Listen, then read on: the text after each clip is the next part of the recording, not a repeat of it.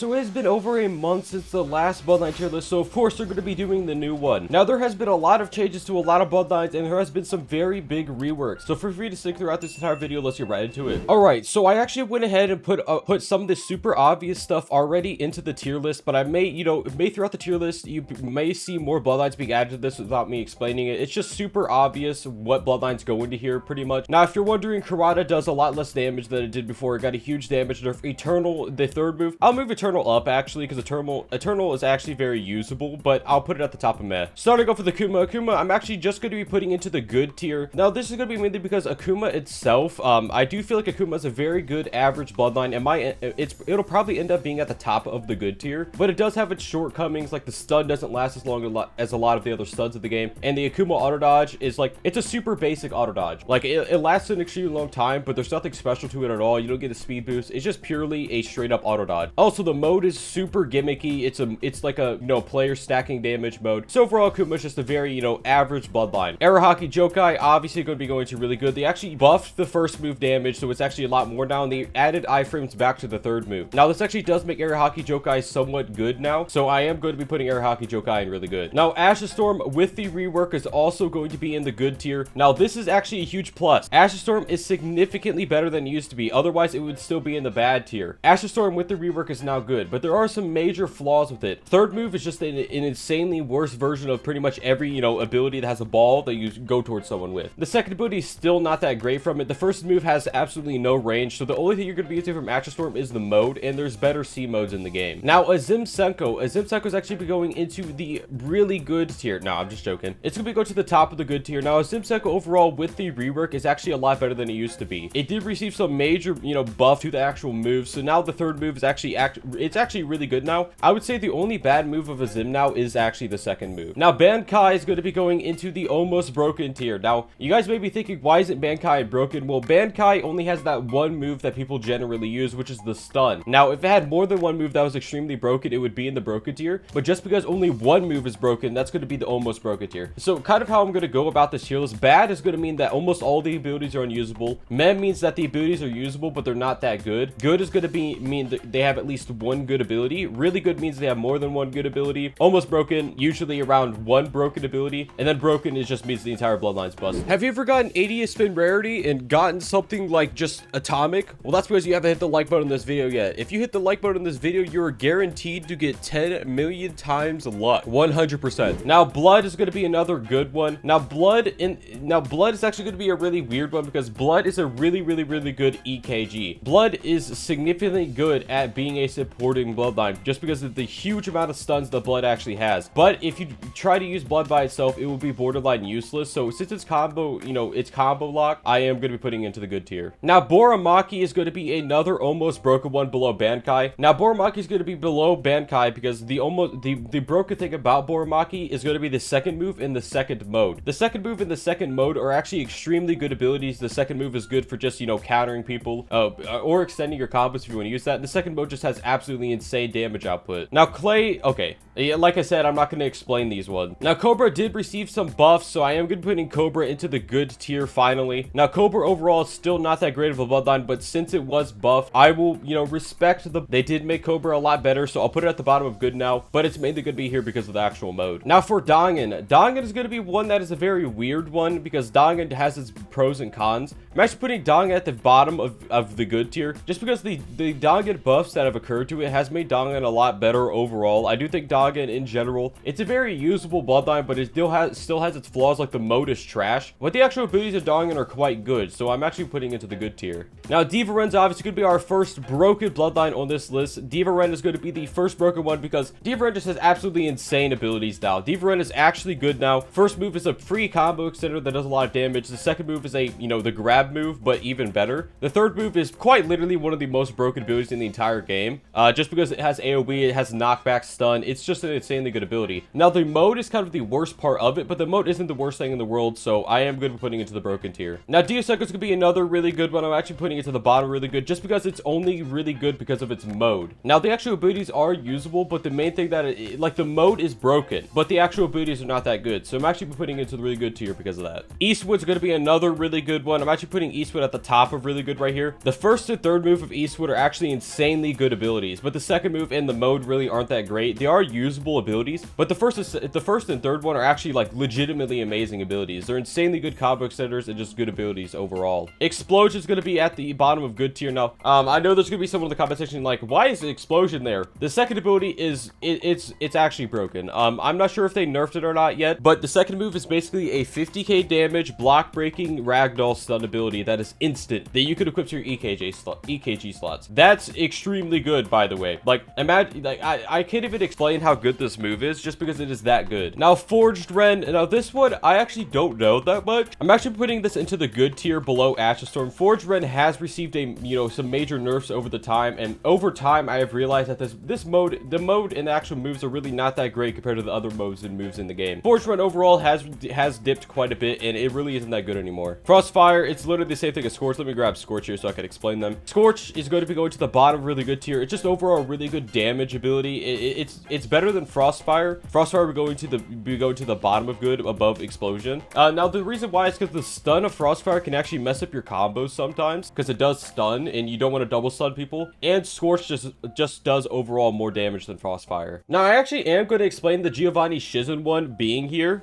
Giovanni Shizen's actually going to be here because they nerfed the second mode damage. Literally the only good thing about Giovanni Shizen, they nerfed it. So Giovanni Shizen is actually borderline bad. Actually am going to put it into the mid tier because it is definitely better than these bloodlines. But Giovanni Shizen is, they nerfed the only good thing about it. Why, Ro Games? So this one, I have to do this. I am going to do this, and you guys just need to be aware of this. Inferno is ridiculously good.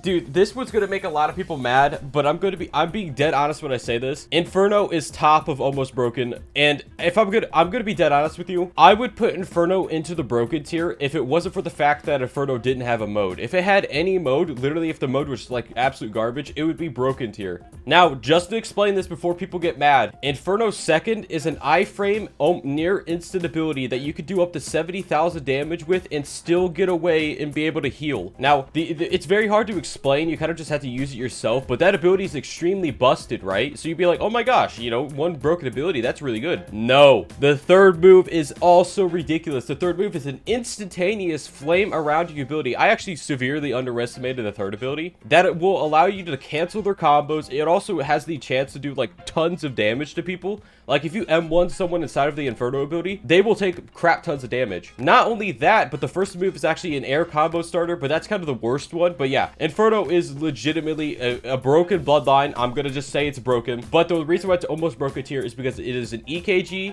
and it is a utility-based bloodline. Jeremaki's gonna be going to good tier. It's really not that good. I mean, there's not much to say about it. Jeremaki just kind of trash. Now, I actually am gonna explain this one. Kamaki is gonna be going into the top of the med tier.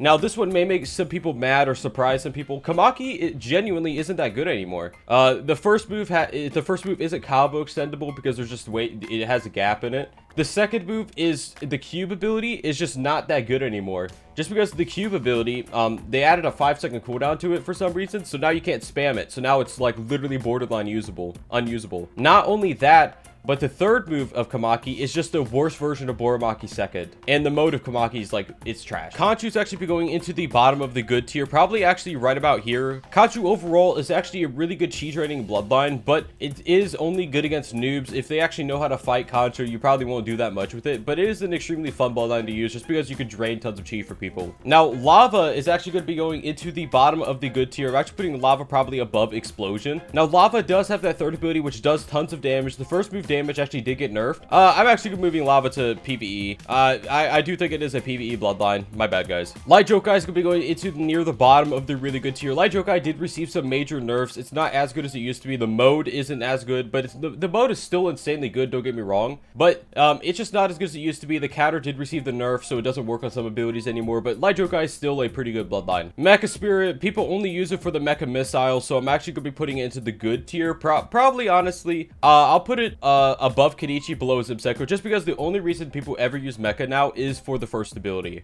Minakaze, now this one is kind of the same as the Mecha Spirit one. People only ever use it for the third ability, so I am going to be putting it to the good tier just because the third ability is genuinely really good. Just because the third ability is the only really usable one, I'm actually going to be putting Minakaze probably below Ashes Storm, above Forge Trend. Now, Naramaki, I'm actually going to be putting into the really good tier at the very bottom. Naramaki actually did receive the rework, so now it's actually a lot better than it used to be. The Tentacion mode, which is actually, the Tentacion mode was kind of always the best part of Naramaki. It no longer has a timer, so now it is actually very usable as the Bloodline. Not especially the Bloodline abilities, they're not really good. The first move, they removed the knockback from it.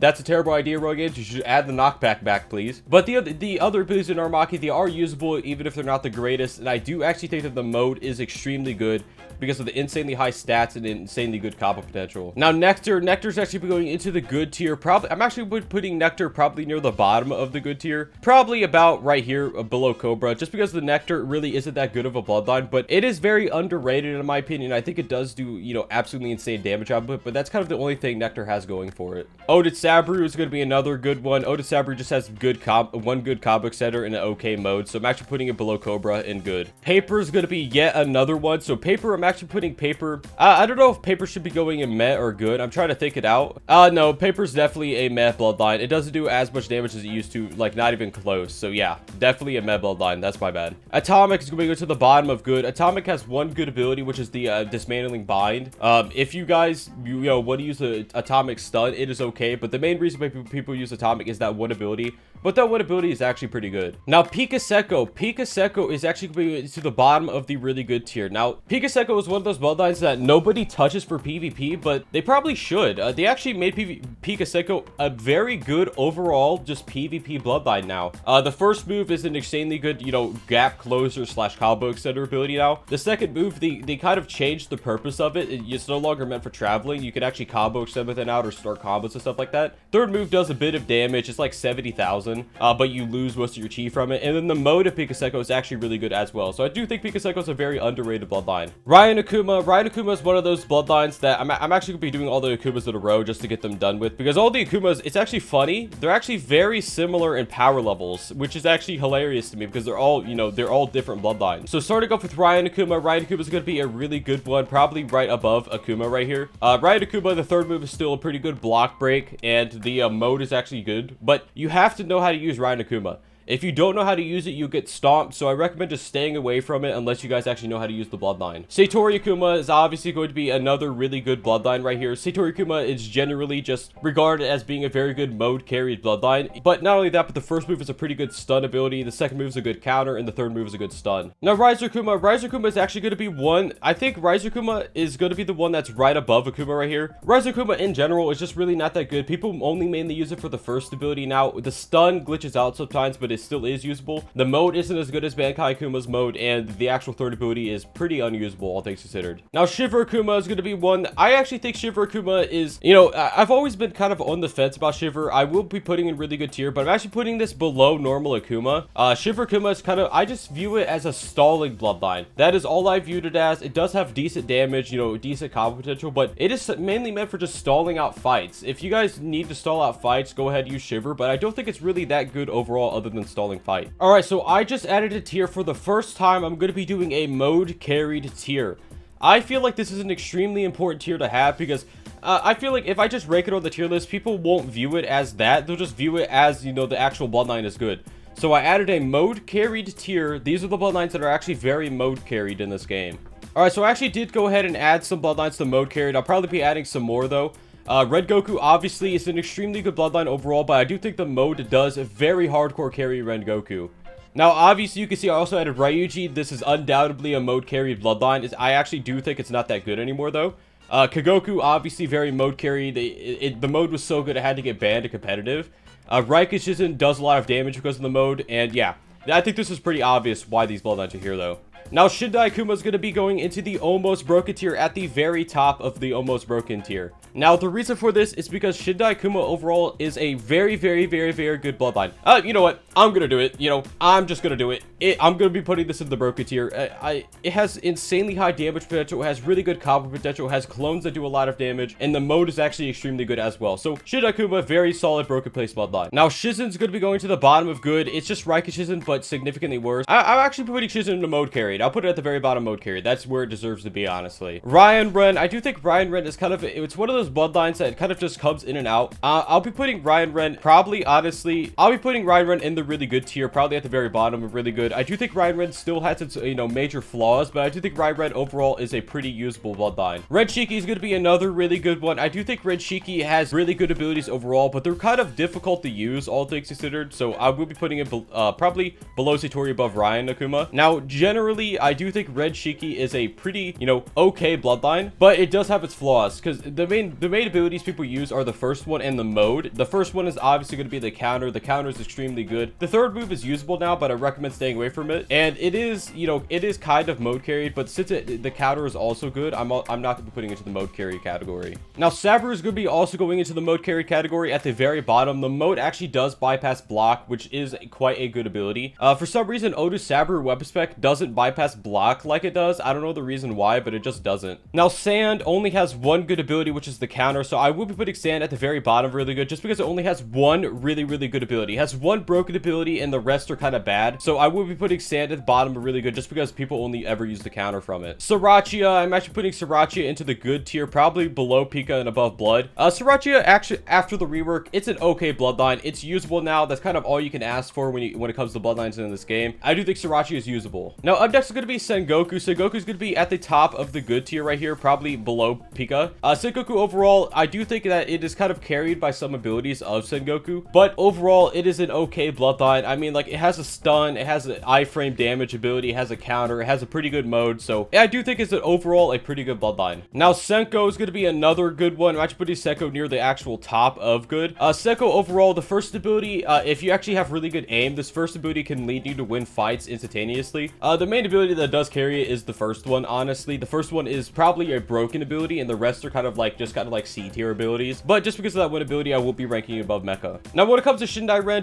is obviously going to be at the top of the almost broken tier. This is kind of like the very solid definition of almost broken. This bloodline overall has gone through the, you know, some buffs and nerfs, and right now it has an insanely overpowered mode. It has a pretty good block breaker, has an okay damage counter. If you actually hit this damage counter on someone, it'll lead you to almost instantaneously win the fight just because of how much damage it does, and the first ability is an okay damage ability. Now, Tengoku is another one. I'm actually putting Tengoku into the good tier. Now, Tengoku is a very damage oriented bloodline, so I'm going to be putting it probably below Ashes Storm and above. All right, okay, I'll be putting it right here. It's a very damage oriented bloodline. If you guys like to do a lot of damage, Tengoku will be the bloodline for you. Doku Tengoku, this bloodline right here, I am proud to say this bloodline is going to be going to the bottom of the almost broken tier. Doku Tengoku has finally made it to this tier where it belongs. The first move is an extremely good block breaker. It can block break stronger block, which is a huge benefit, of course. The second move is trash. Just stay away from the second move. That's like the only bad move of it. The third move, it has one of the single best counters in the game now, which is amazing. I do think the counter, like, literally, I'm not lying when I say this, as soon as they fixed the counter, this bloodline was usable. I find that just absolutely hilarious, and the mode is actually good now because the M1s don't knock back anymore. Aphrodite Shizen is going to be another really good one. I'm actually putting Aphrodite Shizen above Ryan Ren and really good. If the mode drained less, Alpharama would be ranked higher, but just because the mode is, you know, the mode drains quite a bit, I will be putting Alpharama, you know, near the bottom. Now, see, okay, I'm gonna say this, Satori Ren is like literal garbage again now. It's just going through the buffs and the nerfs. I don't know when they did this, but they nerfed the first ability Satori Ren. It doesn't do nearly as much damage as it used to anymore. That was like the one good thing of Satori Ren, and the Rogue Games ruined it. Dude, Satori Ren is literal trash now. The first move does like 40,000 damage. You might be thinking that's a lot of damage. It's really not. It used to do like 120, and that actually made the bloodline usable. It's literal garbage now. Web is just a general EKG. I'm actually putting Web in good tier. I'm actually putting Web probably, I'll be putting it above. All right, I'll put Web right below, you know, Mecha. It has a good, you know, move stacking ability, which is the second. It has a good traveling move, the third, and it does have an okay, you know, combo starter, which is the first. Shiro Glacier, obvious mode carry bloodline. I don't really need to explain that much about it. It has one of the best weapon specs in the mode of literally any mode in the entire game, and that is kind of why the people use Shiro. Van Helsing's gonna to be going to really good tier. I'm actually putting Van Helsing. I'm actually going to put Van Helsing below Light Jokai in the really good tier. Van Helsing is generally a really good bloodline, but you have to have some level of skill to use it because the abilities, the abilities, they're not the type of abilities that kind of play for you. You have to definitely, you know, use the abilities smartly. Otherwise, you probably get crushed using Van Helsing. So just keep that in mind when you use it. Now, Vengeance is obviously going to be in a really good. Vengeance is, I will always say this, and I'll keep saying this. Vengeance is a skill issue bloodline. If you have to use Vengeance, you have a skill issue. But I will recognize that Vengeance is really good for noob. Like, the abilities are insanely easy to use. They have insanely easy to use combo extenders. Like, Vengeance is kind of like the go-to, you know, noob bloodline. It is really easy to use. It's okay for combo extending. It does a lot of damage. So it's just a really good noob bloodline, and I'll acknowledge. Naramaki 6 pass. Obviously, we're going into the broken tier. I'm actually putting Naru at the bottom of the broken tier now. Now, this may be controversial, but ever since they made the third ability on the iframe global cooldown, I've been getting bugged like crazy with it. Whenever you try to use this ability, sometimes it'll literally break your character and it won't work. I know that shouldn't be factored into the tier list. Just keep that in mind when you use Naru. But after the third move is on the iframe global cooldown, it isn't as good anymore, but it definitely is still an extremely overpowered bloodline. It definitely still has insanely good abilities, and I do recommend you guys try to get this. Ryan Gaiden, I'm actually putting into the mode carried category. Now, while I do know that the abilities are okay from Ryan Gaiden, it definitely is a mode carried bloodline, all things considered. Rude Kanchu is like the epitome of mode carried. Rude Kanchu mode is actually insanely overpowered. I'm gonna be honest when I say this. Rude Kanchu is 100% one of the most underrated bloodlines in the game. I'm gonna say that right now, but it's not because of the abilities. The abilities are garbage, man. Like, the counter doesn't work half the time. The actual dashing ability has a gap in it. The first move is very hard to hit. The mode of Rune Kanchu is insane. It's absurd, and it is overpowered. Strange. Okay. You guys knew what was going to happen. Strange is literally the most broken bloodline in the game. I don't need to explain that much about this. It has an insanely good block break, insanely good stun, good stamina drain damage ability, and the mode is quite literally the single best mode in the entire game. Now, Bruce, I know like some people like to hate on Bruce. Bruce is a really good bloodline. I mean, like, you know, jokes aside, Bruce has really easy to use combo extenders. The mode actually has the ability to move stack. It has, you know, it has 10k damage M1s that don't knock back. So Bruce is a really good bloodline overall, and I do recognize that, you know, even though it isn't the best, it still is, you know, very useful. By the way, guys, what is your favorite bloodline of Shindo Life? Feel free to tell me in the comments below. We'll be checking them out. All right, so just in case you're watching this after the update, you want to know where Ragnar is placed. I would put Ragnar at probably above Bankai, below Shindaisen, and almost broken. If they actually nerf the damage, it would definitely be only in the really good tier. But I do feel like Ragnar, it has a lot of potential as a bloodline. I do wish that it was an EKG instead of a normal bloodline, just because I feel like after they nerf it a few times, which it will get nerfed eventually, it'll be very unusable as a bloodline. But as it stands right now, it's going to be below Shindaisen, above Bankai, on almost broken. So it would be probably about right here. Anyways, guys, that's brief for this video. If you guys enjoyed this video, remember to like, subscribe. Hopefully see you next one, guys.